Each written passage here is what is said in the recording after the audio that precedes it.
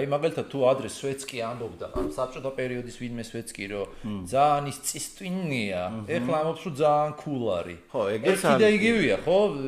ნიშნულობით ეს სიტყვები, მაგრამ იცვლება. ხო, მაგრამ შენი აზრით ეს არის თუ არა ბუნებრივი პროცესი? ბუნებრივი პროცესია რა, მაგას ვერ ავწდებით. ჩვენ კი არა, ჩვენ რა გვეთქმის 3 მილიონი ვართ, ხო? აი, ხუთზე 5 მილიონიც რომ ვიყოთ.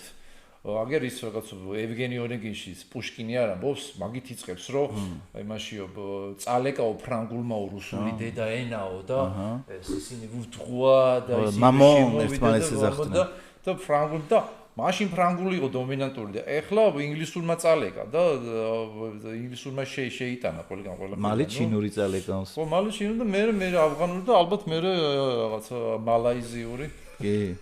როგორც არის ხოლმე სოფლიო პოლიტიკური ამბავი, ვინც დომინანტობს ჰეგემონიაში, ის არის მე. ის დომინანტ, მაგრამ ნუ ჩვენი უნდა ვქნათ თორე. ღადაობა არის, იმიტომ რომ შენ მე ნახე აქ ეხა ჩინური სტენდაპები თუ იქნება და უცებ რო იყოსო, გუში მეგობარი ვნახე და სანამ წავიდოდით ერთი პატარა ჩონვაშაშო და მე რო გააგზავნოს ეხა. აი დაახლოებით იგივე ვარიანტია და ეხა სხვა ქვეყანაზე როგორ მაზალოდ ჩანს, მაგრამ ინგლისურზე უკვე ბუნებრივად. ანუ დღემდე ჯენზი და მე რო თინეიჯერი ვიყავი და თუ ან ეხლა და ვეღადავები დაუშვათ იმ დითაობას ის წესტინა და потому что და რაღაცას რო იტყვის, ხო, რუსულს ჩაუგდებს იქ.